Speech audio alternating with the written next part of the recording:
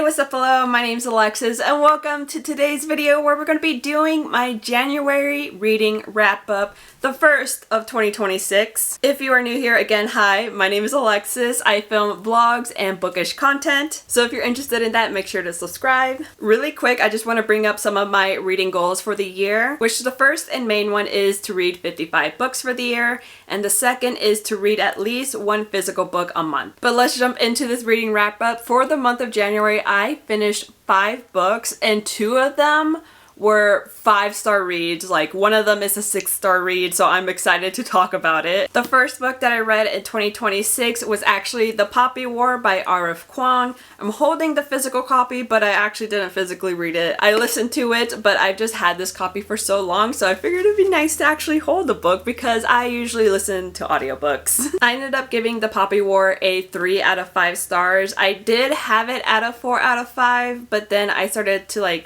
think about it a little bit more, and it just wasn't anything like mind-blowing. I didn't feel like a deep connection to any of the characters, so I bumped it down to a 3-star. Still a really good read, a solid read. I really enjoyed it, really kept my attention for most of the part. I have a really bad time with disassociating whenever I'm driving, and I usually listen to audiobooks when I'm driving to and from work, but that was no fault to the book. I've been wanting to read this book forever. Like I said, I've had this copy for like years. I'm just a really bad and slow physical reader, which is why one of my goals is to read one physical book a month in this year, because I think I read about like 5 last year.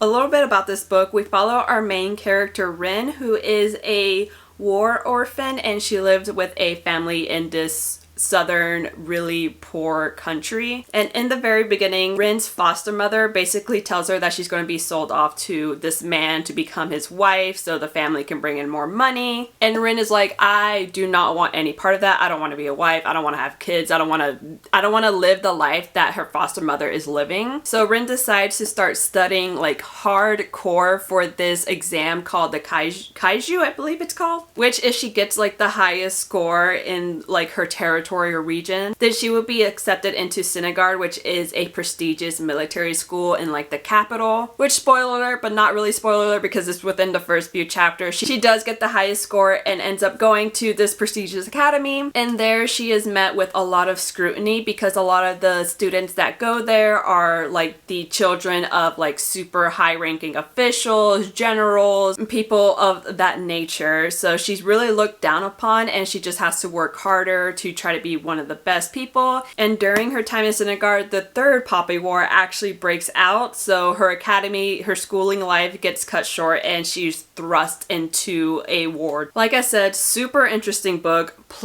It's a very plot heavy book. Like, it's very straight to the point, and I really did enjoy it. Like I said, I just could not pay attention the whole entire time, and like I didn't feel like a deep connection to any of the characters. I was just kind of vibing with everyone, so a 3 out of 5 stars for me. The second book that I read was actually my best friend Cameron's Fable Book Club book pick of the month, which was The Mad Wife by Megan Church, which I gave immediately a 5 out of 5 stars. Like, this is like a 6-star read to me. I almost finished this book in one day, in mostly one sitting. Like, I listened to it on audiobook, and I had that AirPod in almost all day. Okay. I was deeply invested in it. It was immediately pulled in. Like, I absolutely loved this book. I'm going to read the Goodreads description of the book because I don't really want to mess it up, because I want more people to be reading this book. Like, I had never heard of this book before, didn't even glimpse it at a store or anything. It just came out of the blue. I didn't even read the book description before reading the book. I really tend to do that a lot. Like, I just love jumping into books without knowing much about it. But let me read you the description really quick. They called it hysteria. She called it survival. Lulu Mayfield has spent the last 5 years molding herself into the perfect 1950s housewife. Despite the tragic memories that haunt her and the weight of exhausting expectation, she keeps her husband happy, her household running, and her gelatin salads the talk of the neighborhood. But after she gives birth to her second child, Lulu's carefully crafted life begins to unravel. When a new neighbor, Bitsy, moves in, Lulu suspects that something darker lurks behind the woman's constant smile. As her fixation on Bitsy deepens, Lulu is drawn into a web of unsettling truths that threaten to expose the cracks of her own life. So with that being said, we're following a housewife in the 1950s, and one of the things that really like pulled me into this book and kept me intrigued the whole entire time, it's such a small aspect, but our main character Lulu, she would refer to objects like things like a lamp or a toaster or a camera to the amount of booklet, like coupon books, that it takes to buy those things. So I guess like in the 1950s, whenever you went to the grocery store, you got like a little booklet and then you got stamps. And if you collected enough booklets with enough stamps, you could turn those in to buy things. So she kept referring to just random things by the amount of books it took to buy them. She'd be like, oh, that lamp, 2.5 books. That camera that I really want, 5 books. That little piece of the whole storyline just really pulled me into the book. So that was The Mad Wife by Megan Church, a 6-star read for me. The third book that I read in January was actually the second book in the Poppy War trilogy, which is The Dragon Republic by R.F. Kuang. I ended up giving this book a 4 out of 5 stars. Obviously, I can't go into much details because it is the second book, but we're just immediately following what the aftermath of the first book, The Poppy War. The story is immediately just continuing, which I really appreciate. Again, very straight to the point, very plot forward. Towards the end of the book, I was thinking it was going to be another 3-star read, like just interesting, solid, strong. But the very ending, I was like, hell yeah, let's get this shit going. Things are about to start popping off. So it ended up going from a 3-star book to a 4-star book.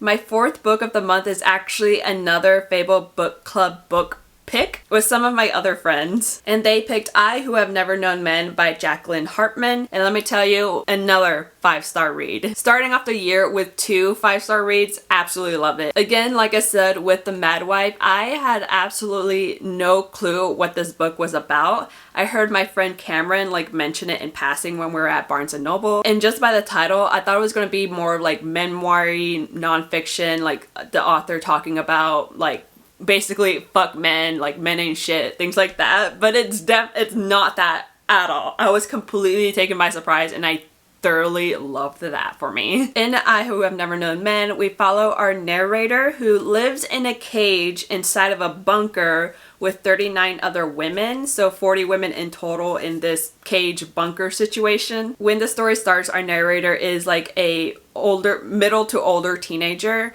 but she has been living in this bunker since her very early childhood. So in her life, she has only ever known this place where she lives with 39 other women. The guards are all males, but they did not talk to them, don't even acknowledge them at all. They're just there pacing back and forth just beyond the cage bars. They do have whips, so if a woman steps out of line or if they even try to like touch each other to like console them or hug them or anything, they will crack a whip on them, so they're not able to do like a lot of things. And the guards provide them ingredients to make like soupy vegetable water or whatever. So it's like very minimal, very minimal interaction with these men. So we follow the thought process of our narrator, her coming to age, figuring out like just life in general, figuring out things about herself. And we just follow our narrator and these 39 other women just trying to survive, trying to figure out like what happened. I found this book so interesting. Like I could have read it in one sitting again, like The Mad Wife, but I had to stop myself because it was in the middle of the week when I was reading it. So of course work got in the way. But we follow our main character from her teenage years until the end of her life, and I absolutely adore when books do that. So easily a 5 out of 5 star read for me. The fifth and last book that I read in January was Unmade by Sarah Rees Brennan. This is the last book in the Lion trilogy. This book is also came out in like 2014, so it's an older series and not many people know about it. I read the first 2 books back in high school, but I never read the third book. I actually think I still have them. So the first one is Unspoken, the second one is Untold, and then the third one is Unmade. The first book came out in 2012 and the last book came out in 2014, so like I said, an older trilogy. So this book was my one physical book for the month, and unfortunately I gave this book a 2 out of 5 stars. It actually took me over a month to finish this book, but I did finish it in January, so it counts. I'm just going to share my thoughts really quick because not a lot of people even know about this series, and it's the third one in the series, so it doesn't really matter. But the main reason I gave this book a 2 out of 5 stars was because a lot of the same things kept happening over and over again. It was kind of getting repetitive. We have like kind of a big cast of characters that we don't follow like all the characters, but each one of them just get randomly kidnapped by the evil people, and then everyone else goes and saves them really easily, and then another one gets kidnapped, and then they have to do it again, and it just gets so annoying. But I am happy that I finished that trilogy and just have closure from high school. But those are the 5 books that I read in January. We started off 2026 really well. 2 5-star reads, a super good trilogy to start it off with. I am so excited to just read a lot more because this has put me in such like a great mood. But that is going to be it for today's video. If you did enjoy the video, please leave a like. Let me know down in the comments how many books in the month of January you finished and which one was your favorite, and also subscribe if you're new.